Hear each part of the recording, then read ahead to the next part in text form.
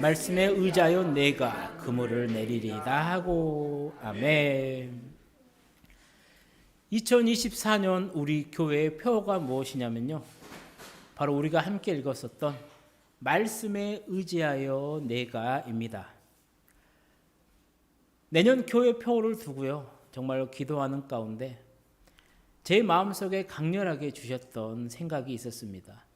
그게 무엇이냐면 너는 무엇을 의지하느냐였어요. 주신 그 생각에요, 주신 그 물음에 정말로 자신 있게 하나님이다라고 대답하고 싶었지만요, 막상 그 하나님의 물음 앞에요 머뭇거리고 말았죠. 그러면서 한번 곰곰이 생각해 보았습니다. 내가 정말로 의지하는 것이 무엇이냐? 내가 무엇 때문에 그 질문에 주저를 했느냐? 돈이었을까? 사람이었을까? 아니면 인맥이었을까? 긴 고민 끝에 저의 솔직한 대답이 무엇이었냐면요, 정말로 하나님을 의지하고 싶다였습니다. 그래서 아직도 믿음이 부족한가 봅니다. 다른 무엇인가를 의지하고 있는 것도 아닌데 그냥 하나님만을 의지하면 되는데요, 아직도 무슨 미련이 남았는지 머뭇거리는 저의 모습을 보면서요, 정말로 믿음 없음을 고백할 수밖에 없었습니다. 그래서 제가 할 수 있는 것은 다른 게 아니었습니다. 그냥 성경을 폈어요. 강대상에 올라와 가지고요, 그냥 한번 시간 잡고 성경을 봐보자. 성경을 폈습니다. 그리고 읽었습니다. 마태복음 지나고요, 마가복음을 지나고요, 누가복음을 읽는데 정말로 제 머릿속을 강타하는 구절이 있었습니다. 그 구절이 오늘 본문 말씀이었습니다. 우리 오늘 본문 말씀을 다시 한번 읽어보도록 하겠습니다. 시몬이 대답하여 이르되 선생님, 우리들이 밤이 새도록 수고하였으되 잡은 것이 없지만은 말씀에 의지하여 내가 그물을 내리리다 하고. 아멘. 정말로 베드로의 이 말이요, 저를 꽤 오랜 시간 고민하게 만들었습니다. 어느 목사님의 이야기예요. 그 목사님께서 이스라엘로 이제 성지순례를 다녀오시고 나서 당신이 가서 본 것 중에 정말로 인상적이었던 것 두 가지를 말씀해 주셨습니다. 하나가 무엇이었냐면 감람산, 그 다음에 벳박에서 올라와서 그 유대 광야가 참 인상적이었대요. 그 광야가 이렇게 눈앞에 딱 펼쳐지는데 왜 그렇게 감동적으로 보였는지는 모르는데 참 인상적이었답니다. 그래서 그 광야길을 걸었답니다. 2시간 정도 걷는데요, 정말로 이 마음속으로 감동이 밀려오더래요. 이 길을 따라서 예루살렘으로 가시던 예수님을 묵상했었고요, 정말로 그 강도 만난 사람과 선한 사마리아의 그 말씀을 정말로 묵상할 수 있어서 너무나 좋았다라고 합니다. 그리고 또 하나 인상적이었던 것이 무엇이었냐면 이 목사님이 갈릴리 호수였대요. 저쪽이 이제 곧 있으면 갈릴리 호수가 나옵니다 라는 말을 듣고요, 딱 기다리는데 갈릴리 호수가 눈앞에 딱 보이더래요. 그냥 왠지 모르게 그게 너무나도 좋았었대요. 오늘 본문의 배경도 갈릴리 호수였습니다. 당시 예수님의 인기는요, 말로 할 수 없을 정도로 엄청났어요. 그래서 예수님이 계신 곳이라면요, 어디든지 사람들이 몰려들었습니다. 갈릴리 호수에서도 마찬가지였어요. 엄청나게 모여든 그 군중들로 인해서요, 예수님은 할 수 없이 사람들이 많이 몰고 또 들을 수 있는 해변을 선택을 하십니다. 그런데도 무리들이 예수님한테 몰려듭니다. 그래서 예수님이 생각을 하죠. 강에다가 배를 띄워서 그 위에서 말씀을 전해야겠다. 그리고 배를 탔습니다. 그곳에는 배 2척이 있었습니다. 한번 이 광경을 혼자 묵상하면서 생각해 봤을 때요, 그냥 표면적인 이 문자적으로 봤을 때는 참 멋있는 광경이었어요. 몬동이 트는 새벽에 어부들이 그물을 싣고 있고요, 그 갈릴리 바다의 파도는 출렁출렁 배 앞을 때리고 있다라는 것이죠. 이게 한 폭의 그림 같이 멋진 장면이겠다라는 생각도 할 수 있었지만요. 성경에서 기록되어 있는 그때의 상황은 그렇게 낭만적이지가 않았어요. 배에서 내려서 그물을 싣고 있는 어부들의 얼굴에는요, 낙심과 수심이 가득 차 있었습니다. 또한 그들의 몸과 마음은요, 이미 지칠 대로 지쳐 있었어요. 그 이유가 무엇이냐면 그들은 지난밤에 밤새 고기를 잡았는데요, 아무것도 잡지 못했기 때문이라는 것이죠. 예수님께서 그런 배 가운데 한 배에 오르십니다. 그리고 그 배의 주인이 누구냐면 바로 베드로였죠. 그리고 배에 오르신 예수님께서 베드로에게 말을 합니다. 육지에서 좀 배를 떼라. 그리고 배에서 무리를 가르치시기 시작합니다. 갈릴리 호수는 그 날씨에 따라서 바람 부는 방향이 달라진다고 합니다. 밤에는 내륙 쪽에서 호수 쪽으로 바람이 불고요. 낮에는 호수 쪽에서 내륙 쪽으로 바람이 분다라고 해요. 그러니까 예수님께서 시몬의 배에 올랐을 때는 그때의 시간이 언제냐면 오전이었습니다. 그러니까 바람이 어디로 부냐면 호수 쪽에서 내륙 쪽으로 분다라는 거예요. 그러니까 예수님은 배를 띄워서 그 바람을 이용해서 그 확성기 역할을 대신할 수가 있었다라는 것이죠. 그렇게 긴 시간 무리들에게 예수님이 말씀을 전하십니다. 그리고 말씀을 마치세요. 그리고 베드로에게 말씀하는 겁니다. 깊은 데로 가서 그물을 내려 고기를 잡으라고 말이죠. 한번 생각해 보십시오. 갈릴리 호수에서, 그 갈릴리 바다에서 잔뼈가 굵은 어부가 누구냐면 베드로였어요. 호수의 사정과 고기를 잡는 것에 대해서는 정말로 타의 추종을 불허할 정도로 바삭한 사람이 바로 이 베드로였다라는 거예요. 아마 예수님께서 깊은 데에 가서 야, 그물을 내려서 고기를 잡아라라고 말을 했을 때요, 베드로는 어리둥절했을 겁니다. 우리 오늘 본문 말씀을 다시 한번 읽어보도록 하겠습니다. 시몬이 대답하여 이르되 선생님, 우리들이 밤이 새도록 수고하였을 때 잡은 것이 없지만은 말씀에 의지하여 내가 그물을 내리리이다. 아멘. 다시 말씀드리지만요, 베드로는 어부였어요. 한평생 그곳에서 고기를 잡았던 사람입니다. 그게 무슨 뜻이냐면요, 어느 시간대에 또 어느 날씨에 어디에 어느 포인트에 고기가 있다라는 것을 너무나 잘 알고 있다라는 거예요. 그런 베드로예요. 이 갈릴리 호수에서만큼은요, 경험치가 만렙입니다. 그 누구도 따라올 수가 없어요. 그 베드로가 지난밤에 어땠냐고요? 자신의 그 경험을 가지고요, 물고기를 잡으려 했지만요, 성공하지 못했습니다. 그 말은 무슨 말이냐면 어느 누가 봐도요, 물고기를 잡는 게 쉽지 않다라는 겁니다. 그런데 지금 예수님께서 말씀하시는 거예요. 야, 깊은 곳에 가서 그물을 내려라라고. 예수님의 직업이 무엇이죠? 예수님의 직업은 목수였습니다. 베드로도 이 사실을 알고 있었어요. 그러니까 일반적인 경우라면 대답이 어떻게 나왔을까? 무식한 베드로의 입에서요, 정말로 쌍욕이 나왔을지도 모르겠어요. 하지만 대상이 누굽니까? 바로 예수님이었어요. 그러면 그 예수님이 누구신데요? 바로 자신의 장모님의 열병을 말씀으로 치료해 주셨던 분이에요. 그리고 방금 전에 내 옆에서 하나님의 말씀을 전하신 분이에요. 그래서 베드로가 자신의 상식이나 자신의 경험치로는 정말로 말도 안 되는 명령이지만요, 말을 하시는 분이 예수님이시기에 그 예수님의 말씀에 의지해서 내가 깊은 곳에 그물을 내리겠다라고 결심하더라는 겁니다. 사랑하는 성도님들, 여기서 말씀에 의지하여라는 말의 근본의 뜻은 무엇이냐면 당신이 말씀하셨다라는 사실이 나의 뜻에게 명령합니다라는 의미입니다. 이게 좀 더 알기 쉽게 말을 하면 무슨 말이냐면요, 다른 사람의 말이라면 내가 당장에 거절하겠지만 당신이 지금 말씀하시니까 나도 모르게 내 의지가 당신의 뜻에 복종해 보자라고 말하고 있다라는 그러한 뜻이 되더라는 것이죠. 그리고 우리는 이것을 믿음이라고 말을 합니다.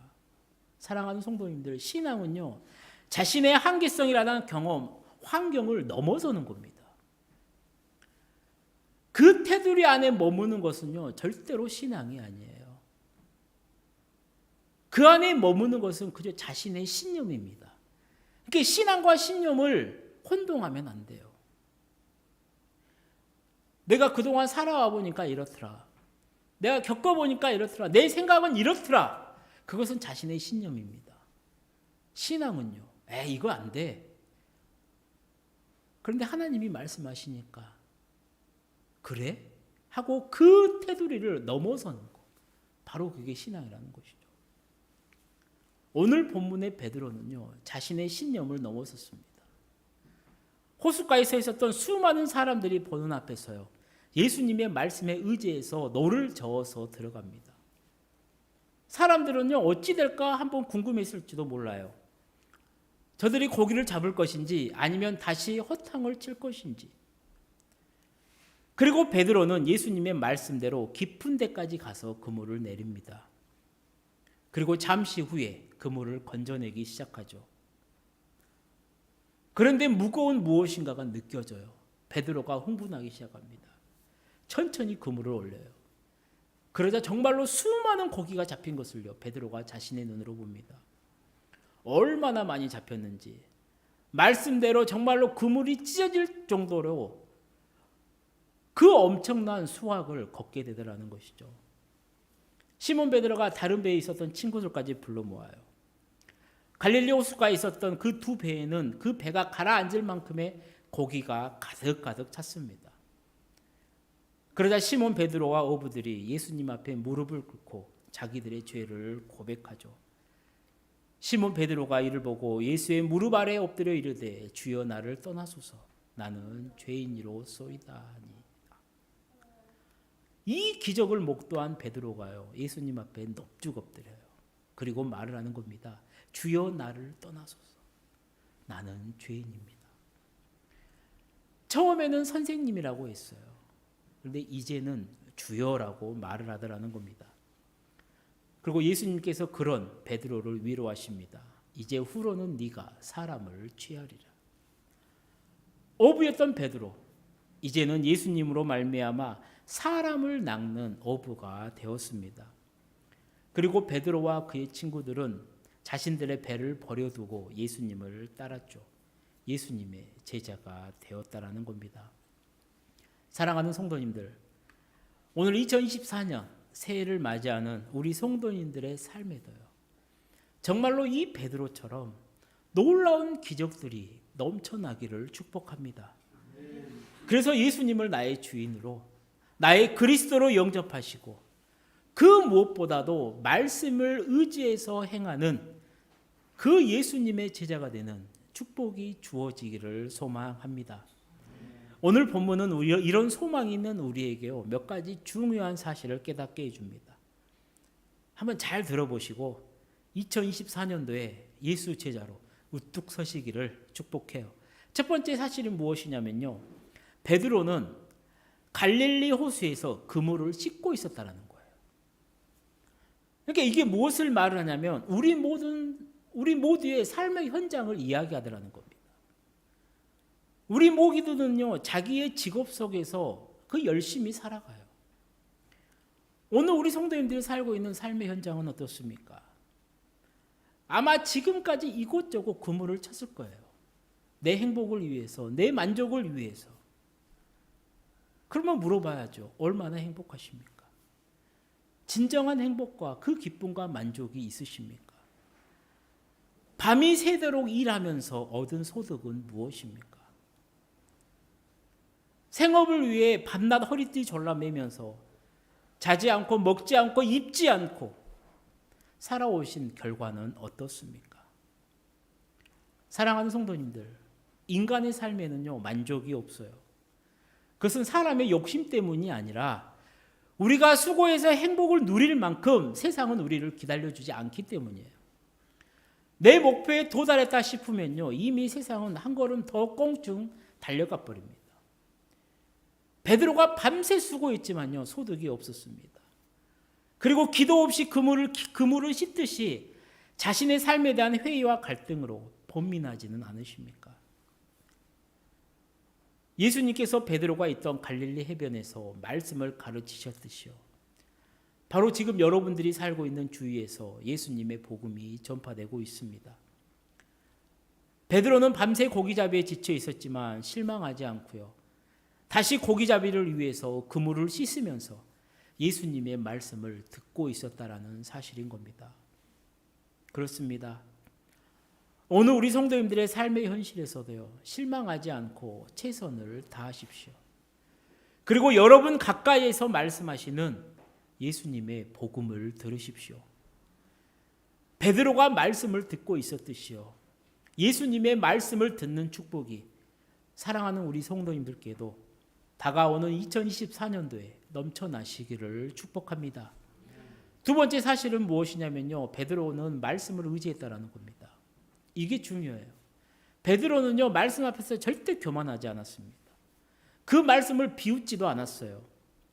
고기잡이로 잔뼈가 굳은 어부였습니다. 자신의 경험치는요, 고기잡이에다 누구에게 지지 않아요. 그런데 그 예수님의 말씀 앞에서요, 베드로는 겸손했습니다. 그리고 믿음으로 그물을 깊은 데에 던졌어요. 그리고 결과는 어떻습니까? 놀라울 정도로 많은 고기를 잡았다라는 것이죠. 사랑하는 성도님들, 우리도 예수님의 말씀을 들을 때요, 정말로 깊이 생각해 봐야 돼요. 우리의 삶 속에서 하나님의 말씀이 적용되기까지는요, 많은 시간이 걸립니다. 그렇게 깊은 신앙의 인내심이 정말로 꼭 필요하다는 겁니다. 그래서 당장에 내 눈앞에 보여있는 그 결과만 생각하고 교회에 출석한다면요, 실망할 수밖에 없습니다. 넘어질 수밖에 없어요.